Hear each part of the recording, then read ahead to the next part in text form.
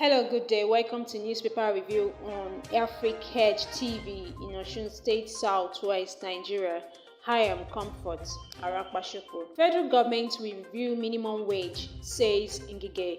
The federal government on Monday said there are plans to increase the 30,000 minimum wage in the light of inflation raving the world. The Minister of Labour and Employment, Dr. Chris Ngige, revealed this at the Nigerian Labour Congress public presentation titled Contemporary History of Working Class Struggle in Abuja. According to him, the adjustment had become important to reflect what was happening globally. He said the minimum wage adjustment shall be in conformity with what is happening now, adding that the 2019 Minimum Wage Act has a new clause for review. The minister pointed out that the adjustment has started with the Academic Staff Union of Universities because the stage they are with their primary employers. Ministry of Education is a collective bargaining agreement negotiation. He said that in the current economic situation, the current minimum wage of 30,000 would not, in the present economic reality, pay workers transportation fares to work for a month. He, however, advised executives of affiliate unions of the Nigerian Labour Congress to familiarize themselves with labor laws. Seen on Punch newspaper, Kuka Lawan Gbajabiamila seek issue-based campaigns. The Catholic Bishop of Sokoto Diocese, Bishop Matthew Kuka, has disclosed that he paid almost 30 million naira as ransom to secure the release of the priests of his diocese from their captors. Kuka made this known in Abuja on Monday at a one-day high-level forum on political communication and issue-based campaign in the 2023 general elections, while speaking in the subject that politicians must engage in as the official campaign dates draw closer. The event was organized by the National Institute for Legislative and Democratic Studies in partnership with the Kuka Central to set the tone ahead of the election campaigns. Kuka noted that campaigns henceforth must be identity-based,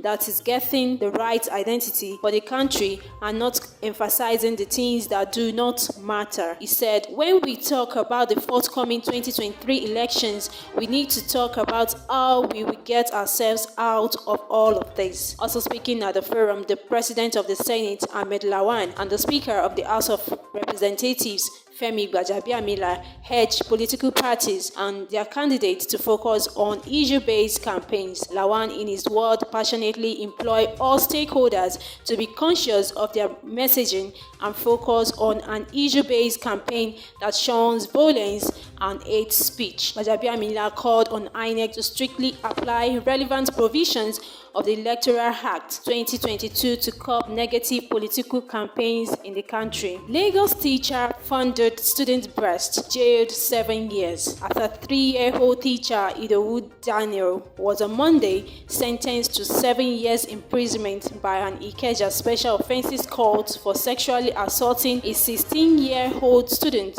within a school premises. The convict was charged with defilement. Justice Oluwatoyin Taiwo held that the prosecution failed to establish the charge of defilement against the convict as the victim failed to show up in court to testify, while the confessional statement by the defendant, which was made voluntarily, showed that sexually assaulted the minor. The defendant admitted to have fondled the breast of the victim twice and tried to have sex with her, but he could not penetrate as she was a virgin. Justice Taiwo, who had earlier sentenced the victim to 5 years imprisonment, however, increased his jail term to 7 years without an option of fine after saying that he had been in custody for 3 years, adding that he would have gotten life imprisonment lashed out as if the minor had testified in court.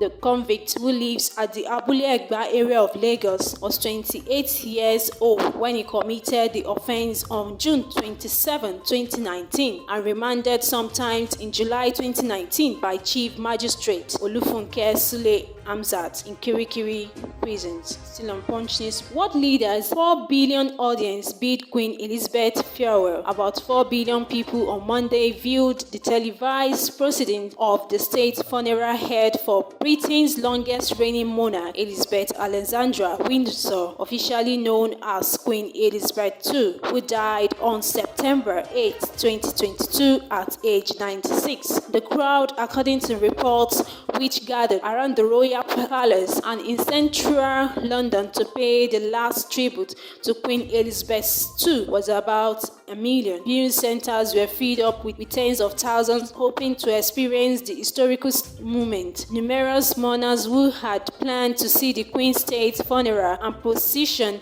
were left stranded at London's Paddington station as there were no trains running in or out of the region. Behind the coffin were the Queen's children, King Charles, Princess Anne, Prince Andrew, Prince Edward. Behind them were Prince William, Prince Harry, and Peter Williams, and other members of her family. About 200 people, including royalty, world leaders, politicians, and members of the royal household, attended the funeral at Windsor Castle. The list was reduced to 800 guests during the committal ceremony held at St. George's Chapel. The world leaders who graced the event included members of the Commonwealth, heads of state, governors general, prime ministers, and foreign royal families. And that ends the newspaper review today. Join us tomorrow for another edition.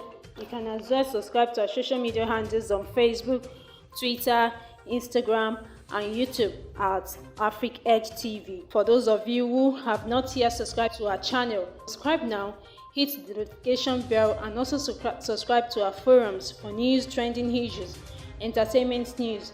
Join the subscriber and don't miss out on any offer for the free stuff that we have available for you. Many thanks for listening. I am Comfort Arakmashoko.